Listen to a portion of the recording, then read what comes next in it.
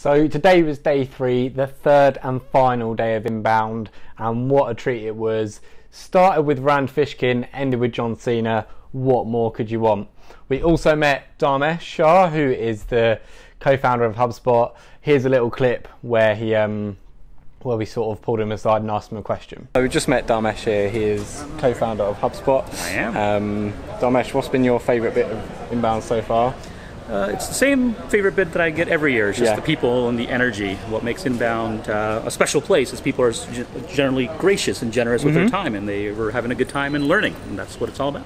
Awesome. Yep. Thank you very much. Thank you. Lovely to meet you. Lovely to meet you as well. So it was absolutely awesome to meet him. He was a really down-to-earth guy, really nice, happy just to have a chat with us. We saw him literally just walking around the convention centre at the end of the day.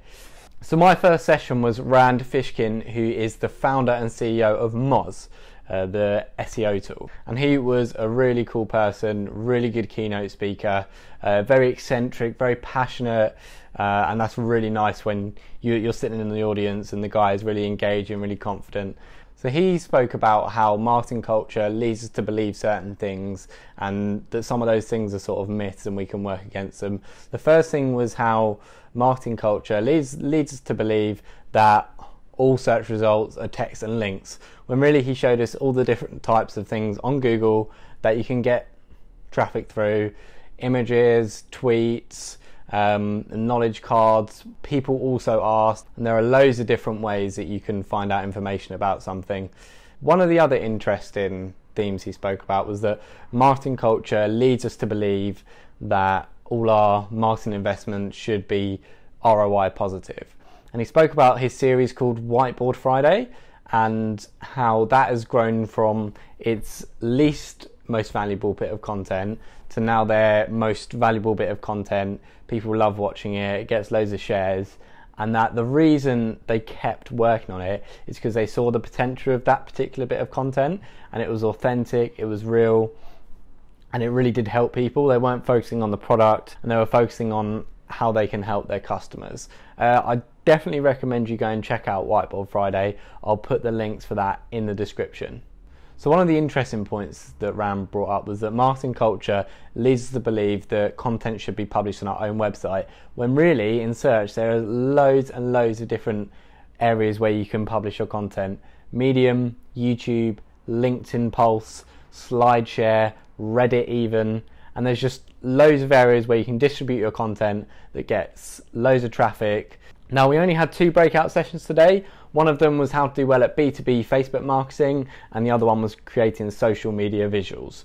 Now, the B2B Facebook marketing one was very much about how you can target your audiences and how you can take contacts that you already have and then create lookalike audiences. HubSpot actually just released a feature where you can integrate Facebook ads and you can create lookalike audiences straight from your lists. That is something you should definitely look into. Again, the link for that will be in the description. Facebook ads isn't really something that B2B marketers really use, but it's definitely something, because so little B2B marketers use it, it's something you can invest in, try out, see how well it works, because the actual value of doing it is really, really high. So definitely Facebook marketing for B2B is something you should look into.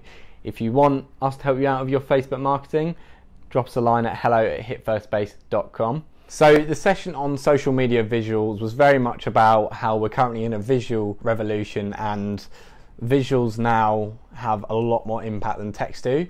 It's very important nowadays that you make sure your visuals are on point, they're on brand, they are relevant to the content piece you're posting, and they're relevant to your audience, they resonate with your audience. Have a look at around some of your competitors' visuals and see what's been most successful. Try out different visuals, see how they work, and then you can find the most optimal style for your brand.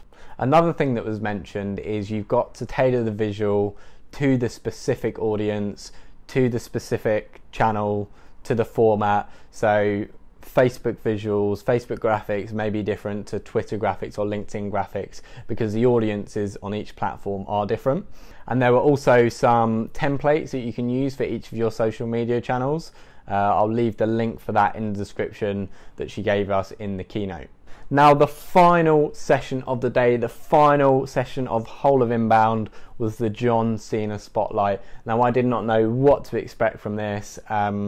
John Cena, if you think of him, you do not associate him with marketing. But then if you think about it, you think about how he has marketed himself and the WWE brand, and that is really, really clever, and it's really cool the way he's done that. So when he came on, he gave an absolutely fantastic opening speech. It was 25 minutes, and he gave us these 5 questions to ask yourself. He did say that he wasn't going to try and teach us stuff because he does not work in marketing. He's not a marketer. But what he did do is tell us about his experiences and being the best at what he can do as an entertainer. He's a really knowledgeable and smart guy, and that was something that sort of impressed both myself and Chris.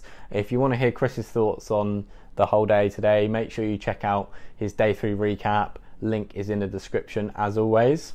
So the 5 things that John Cena asks us to ask ourselves or to take note of are: 1, do you know what your company does? Not just like in general, do you know exactly what your company is working towards? What is the mission of your company? And that way you can work effectively towards that. The second thing was, do you know your audiences? And again, that is a really important thing. He was giving us some personal anecdotes of how he changed from WWF being you can sort of cuss and be a little bit more edgy, but now there's a lot younger audience. He's changed his whole style and has appealed to those audiences. The third thing was to know your job, and that was a really important thing, because if you know exactly what you're doing, exactly what you're working towards, you will be more effective. And the final 2 points he made was never be afraid to ask questions and love what you do. He had a lot of emphasis on loving what you do, and I think for me as well, that is very important. If you don't love what you do, you won't put your full energy into it. So if you don't love what you do, go and find something you do, or find a way to enjoy it more. And I think that is really important. He also said that he doesn't want to hear tomorrow that John Cena has made 3,000 people quit their jobs. I thought that was quite funny. And so the final points that John Cena made was: 1, with your content, you've got to be authentic, you've got to be real. That is how you engage with people. That is how you connect with people. And I think that is super, super critical when you're creating content. Make sure it is real and authentic. I think that was generally an overarching theme of the whole of Inbound, was be raw, be authentic, be real with your content so you can connect with your audience. And then the final quote he left us with, which I thought was a really, really fitting way to end the whole convention, was show up early and work harder than the other guys. And I think that is a really, really good quote to go by and a great way to end Inbound. Right, so that is my final recap of Inbound 2017. What an absolutely fantastic conference it has been. I keep saying fantastic, but I cannot stress how much fun I've had, how much I've learned. I will also be uploading some vlogs of my experience throughout the day, so make sure you subscribe to this channel and check those out. All the links that I've said throughout this video will be in the description. So thank you very much for watching, and take care.